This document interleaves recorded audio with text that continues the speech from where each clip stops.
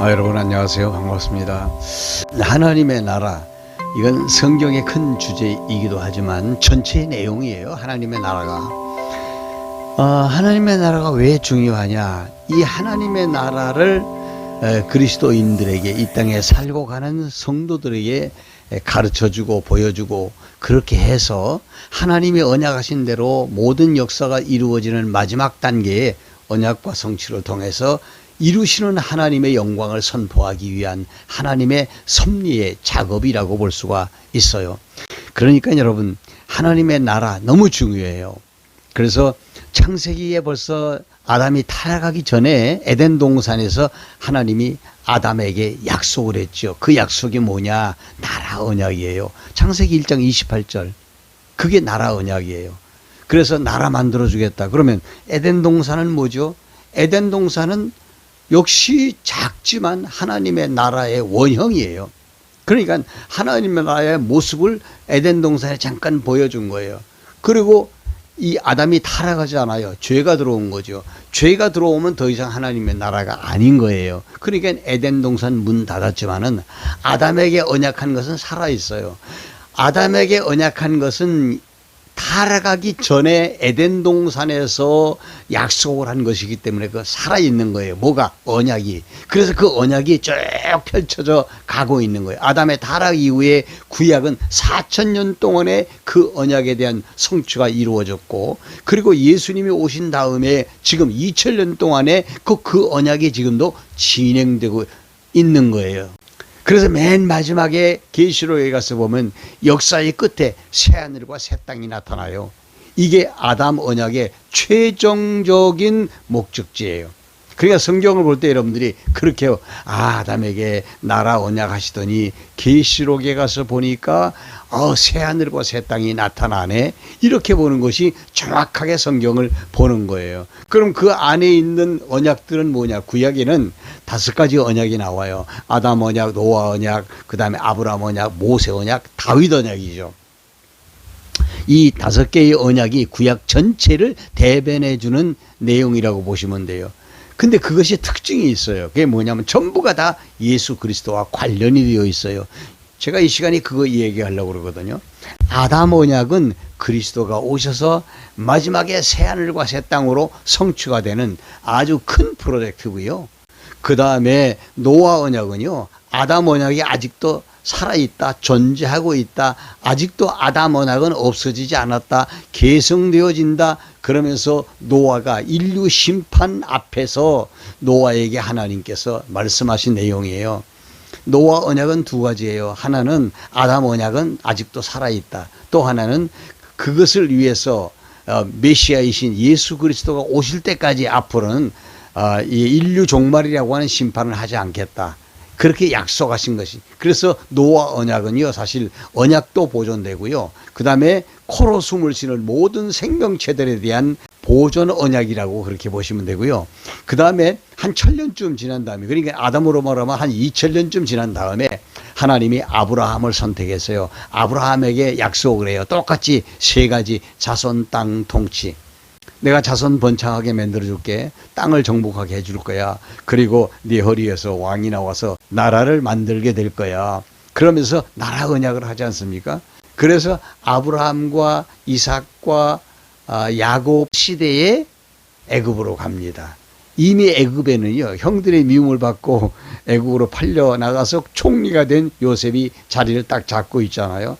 그래서 그때 흉년 들었을 때 거기 가서 삽니다.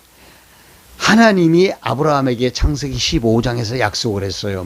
네 후손이 이방 땅에서 양육될 것이라고 약속을 했어요. 그 약속을 하나님이 성취시키려고 요셉의 형들로 요셉을 미워하기 위해서 애굽에 팔아 넘기게 한 거 아닙니까, 여러분? 이게 전부 다 하나님의 섭리예요. 요셉이 나중에 이걸 깨닫잖아요. 형들은 못 깨달아도 요셉은 이걸 깨닫고 하나님이 하신 일이라고 얘기하지 않습니까? 그러니까 성경에 내용만을 가지고 성경을 분석하면요, 성경 다 몰라요. 그 성경에 담겨있는 의미를 알아야죠. 그래서 그때 하나님께서 모세에게 언약을 하시면서 모세를 애굽으로 보내지 않습니까? 그래서 애굽에서 갇혀있는 이스라엘 백성들을 데리고 홍해를 건너서 광야로 오죠. 그럼 모세 언약이 이제 나타나게 되는 거예요. 모세 언약은 뭐냐? 모세는 광야에서 이스라엘 백성들을 가르쳤어요. 뭘 가르쳤어요? 율법을 가르쳤어요. 그럼 율법이 뭐예요? 에덴 동산에도 죽고 사는 법이 있었잖아요. 생명과와 선악과. 선악을 알게 하는 나무의 실과 먹으면 죽는 나무 열매고요. 생명과는 먹으면 사는 나무 열매거든요. 그런데 똑같아요. 죽음을 상징하는 것과 그 다음에 생명을 상징하는 법이 에덴 동산 중앙에 있어요. 이거 법을 상징하는 거예요.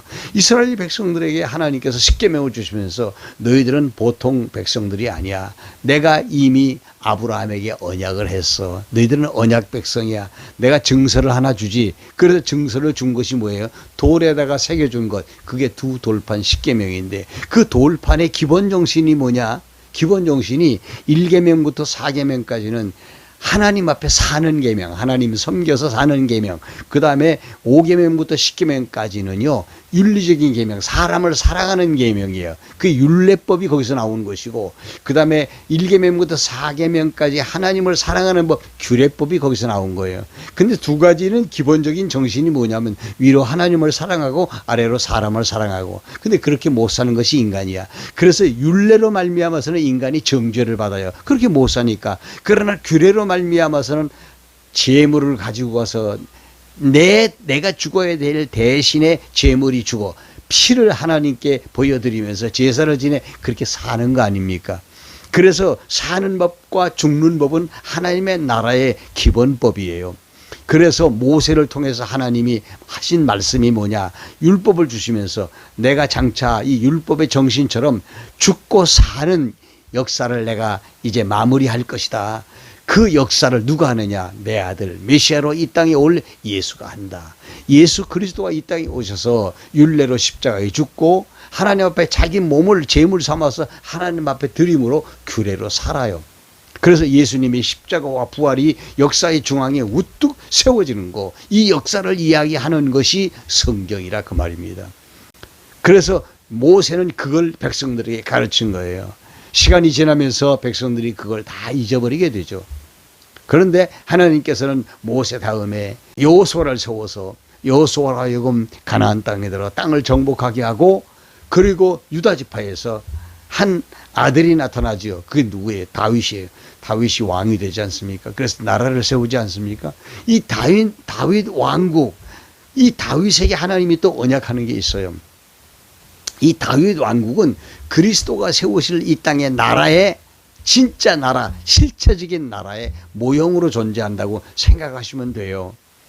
그래서 다윗에게 언약한 건 또 뭐냐? 다윗에게 언약한 것은 다윗의 왕위가 영원히 보존될 것이다. 그리고 다윗이 세운 나라가 또 영원히 없어지는 게 아니에요. 물리적으로는 나라가 없어져 버렸지만은 그러나 영적으로는 없어지지 않아요. 그 나라의 자리를 그리스도가 오셔서 이어가시고, 그리고 그리스도가 이루시는 나라가 결국은 영원히 존재할 것이다. 그래서 나라에 대한 언약, 그 다음에 왕위에 대한 언약, 두 가지 언약이 다윗에게 주신 언약이라고 보시면 돼요.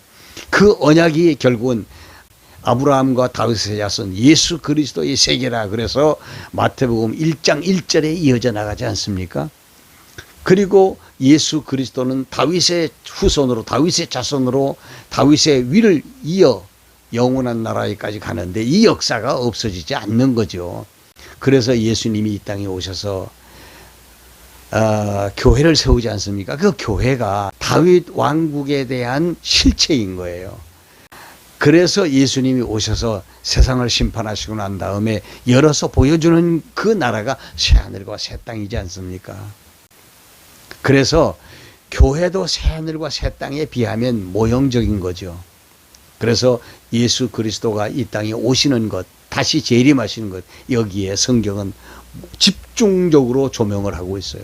그래서 그리스도가 오심으로 말미암아서 대심판이 이루어지고, 그리고 심판 이후에 하나님의 나라가 새하늘과 새 땅으로 나타나게 되는 것, 이것을 성경이 가르쳐주고 있는 거예요. 그러니까 아담 언약을 통해서 보면 저쪽에 새하늘과 새 땅이 보여야 맞아요. 그리고 성경 전체는 이걸 가르쳐놨잖아요. 아담 언약으로 거기까지 간다는 것을 미리 보여주면서 노아 언약으로 말미암아서 홍수 심판이 있었지만은 언약은 상실되지 않았다. 취소되지 않았다. 그리고 생명에 기식하는 존재들이 다시는 홍수로 심판을 받지 않는다. 보존에 대한 언약을 확실하게 하시면서 아브라함 때 자손 땅 통치에 대한 언약을 하시고, 그리고 그 백성들이 애굽에서 양육되고 광야에서 양육되고 그리고 가나안 땅에 들어가지 않습니까? 그리고 다윗이 나타나서 왕이 되죠. 분명히 아브라함 언약은 다윗 때 와서 성취가 됩니다. 그 다윗에게는 하나님께서 영원한 왕위가 이어진다. 영원한 나라로 이어지게 될 것이다. 그 이유는 메시아이신 하나님의 아들 예수 그리스도가 오셔서 그렇게 할 것이다. 마태복음 1장 1절에 아브라함과 다윗의 자손 예수 그리스도의 세계가 열린다. 이것이 교회 시대가 열리는 것. 이게 하나님의 나라인 거잖아요. 이미 이 땅에 하나님의 나라가 임했어요. 그게 뭐예요? 교회예요.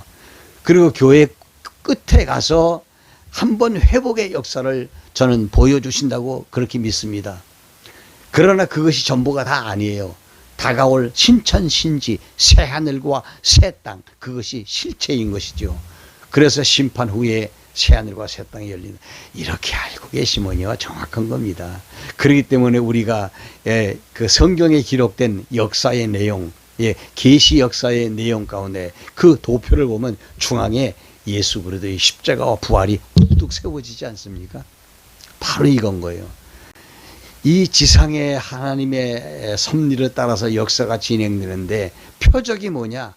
표적이 바로 십자가와 부활인 거죠. 우리가 이걸 딱 보면 여러분 성경 이미 관통했어요. 다음 시간에 또 만나뵙도록 하죠. 고맙습니다. 좋아요 버튼 꼭 눌러주세요. 다음 시간에 뵙습니다. 안녕히 계세요.